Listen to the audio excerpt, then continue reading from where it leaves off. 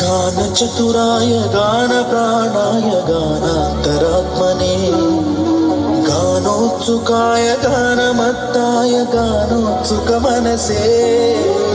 गुरुपूजिताय गुरुदैवताय गुरुकुलस्थायिने गुरुविक्रमाय गुह्यप्रवराय गुरवे गुणगुरवे गुरुदैत्यकलक्षेत्रे गुरुधर्मसदाराध्याय गुरुपुत्र परित्रात्रे गुरुपाखण्डखण्डकाय